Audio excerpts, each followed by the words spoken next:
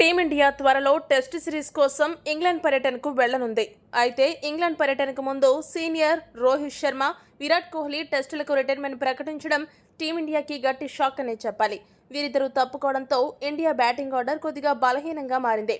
అయితే టాప్ ఆర్డర్లో India జట్టుకి Gill, Sai Sudarshan, Jaiswal, KL Rahul అందుబాటులో ఉన్నారు.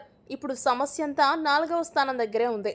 ఇన్నాళ్లు విరాట్ కోహ్లీ 4వ స్థానంలో ఆడేవాడు.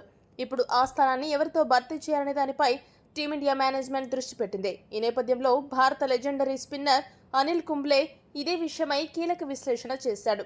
కుంబ్లే ఏమన్నాడంటే, ఇంగ్లాండ్ టెస్ట్ సిరీస్ కోసం ఎంపిక చేసిన భారత జట్టు అద్భుతంగా ఉంది.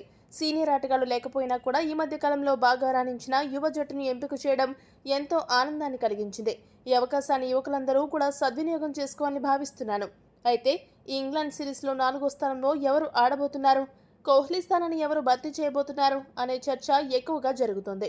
ఈ విషయంలో నా అభిప్రాయం ఏంటంటే, ఇటీవల దేశవాళీ క్రికెట్లో పరుగుల వరద పారించిన కరుణ్ నాయర్ కోహ్లీ స్థానాన్ని భర్తీ చేయగలడు.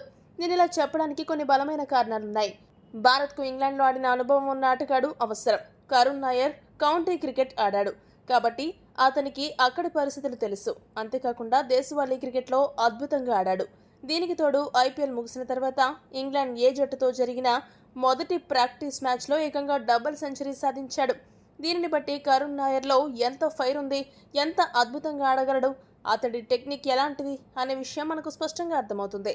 కరుణ్ వయసు 30 ఏళ్లు దాటి ఉండొచ్చు, కానీ అతనింకా యంగ్గా ఉన్నాడు. అతనికి అవకాశం లభిస్తే యువ ఆటగాళ్లకు ఫస్ట్ క్లాస్ క్రికెట్ ఆడాలనే ఆసక్తి మరింత పెరుగుతుంది. దేశవాళీ క్రికెట్లో అద్భుత ప్రదర్శన చేసినా గుర్తింపు రాకపోతే ఇకపై దేశవాళీ క్రికెట్ ఆడడానికి ఎవరూ పెద్దగా ఆసక్తి చూపించరంటూ అనిల్ కుంబ్లే తన అభిప్రాయాన్ని వ్యక్తపరిచాడు.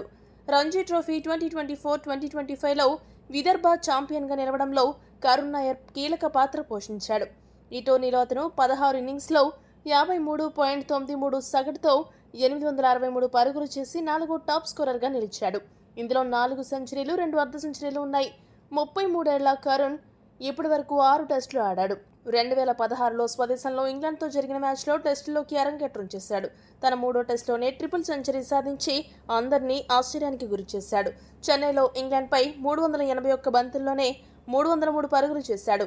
మార్చి 2017లో చివరి టెస్ట్ ఆడాడు. మరి ఇంతకాలం తర్వాత జట్టులో చోటు దక్కించుకున్న కరుణ్ నాయర్కు ఒకవేళ తుది జట్టులో చోటు దక్కితే అవకాశాన్ని ఎలా సద్వినియోగం చేసుకుంటాడో వేచి చూడాలి. ఈ వీడియో కనుక మీకు నచ్చినట్టయితే లైక్, షేర్, కామెంట్ చేయండి. మరిన్ని స్పోర్ట్స్ అప్డేట్స్ కోసం మా ఛానల్ను సబ్స్క్రైబ్ చేసుకోండి.